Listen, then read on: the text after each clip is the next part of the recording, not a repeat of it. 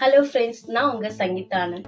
இன்னும் friends video போட்டு ரொம்ப நாள் ஆச்சு பார்த்தீங்களா? ஆமாம் ஃப்ரெண்ட்ஸ், ஃபேமிலியில் கொஞ்சம் ஹெல்த் இஷ்யூ ப்ராப்ளம் இருந்ததுனால எனக்கு கன்சிஸ்டாக வீடியோ போட முடியல. ஹஸ்பண்டுக்கும் இருந்துச்சு, குழந்தை டேக் கேர் பண்ண கொஞ்சம் கஷ்டமாக இருந்துச்சு. அதனால வீடியோ என்னால் கண்டினியூவாக போட முடியல. ஓகேங்களா? இதுக்கப்புறம் வீடியோ வரும். நிறைய பேர் வீடியோ வரலன்னு கேட்டுட்டு இருந்தீங்க. அது எங்களுக்கு மோட்டிவேஷனாகவும் இருந்துச்சு.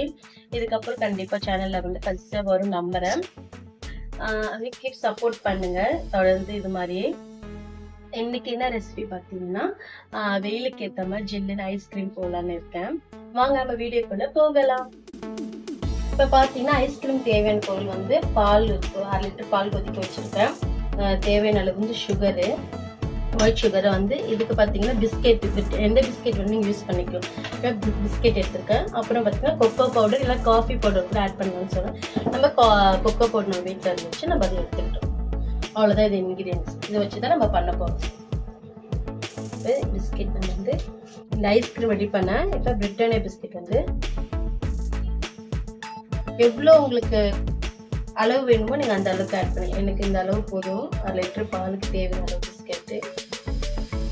கொக்கோ பவுடர் சொல்லுறியா, அது 1 டேபிள் ஸ்பூன் நம்ம ஆட் பண்ணிக்கலாம். கொஞ்சம் வேணும்னா கூட நீங்கள் ஒரு 1/2 ஸ்பூன் ஆட் பண்ணிக்கலாம். எவ்வளோ அளவு நமக்கு வேணுமோ. அப்புறம் ஒயிட் சுகர் தேவையான அளவு ஆட் பண்ணிக்கோங்க. கொஞ்சம் ஹீட்டாக இருக்குது.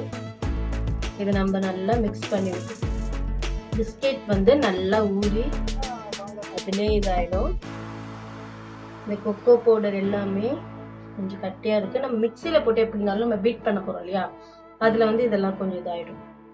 2 தடவை பீட் பண்ணணும். அப்போதான் அந்த க்ரீமி ஸ்ட்ரக்சருக்கு வரும். ஐஸ்கிரீமும் சாப்பிட்றதுக்கும் நல்ல டேஸ்டியாக இருக்கும். க்ரீமி ஸ்ட்ரக்சருக்கு வரணும். இப்போ இந்த மிக்ஸை நீங்கள் இதில் ட்ரான்ஸ்ஃபர் பண்ணிடலாம். இந்த அளவுக்கு நல்லா திக்காக வந்துச்சுன்னா நல்லாயிருக்கும். நீங்கள் அதுக்கேற்ற மாதிரி பிஸ்கெட் ஆட் பண்ணிக்கோங்க.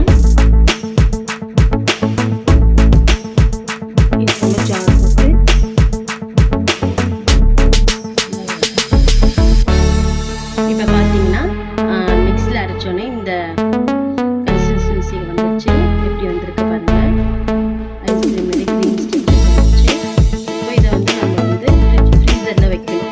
இந்த கண்டெய்னரில் நம்ம சாக்லேட் ஐஸ்கிரீம் நம்ம இதில் ரெடி பண்ணி வச்சாச்சு. இப்போ பார்த்தீங்கன்னா ஃப்ரீசரில் வச்சு 8 ஹவர்ஸ் அப்புறம் நம்ம மறுபடியும் அந்த தடவை நம்ம மிக்ஸில் போட்டு அடிக்கணும். ஓகேங்களா? இப்போ இதை நம்ம க்ளோஸ் பண்ணி இதோட வச்சிடலாம்.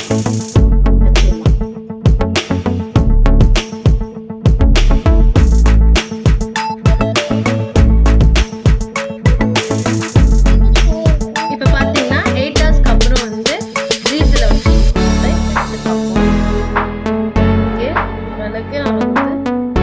எக்ஸாம் ஆயிடுச்சு. இப்போ நம்ம என்ன பண்ணியிருந்தேன்னா மறுபடியும் எடுத்து மிக்ஸில் ஒரு ஓட்டு ஓட்டிட்டு மறுபடியும் நான் ஃப்ரீசரில் வச்சு எடுத்துருக்கேன். ஓகேங்களா? அப்போதான் அந்த க்ரீம் ஸ்ட்ரக்சர் வரும் இல்லையா. இப்போ மெல்ட் ஆகிடுச்சு, எடுத்து வச்சுருந்தாங்க.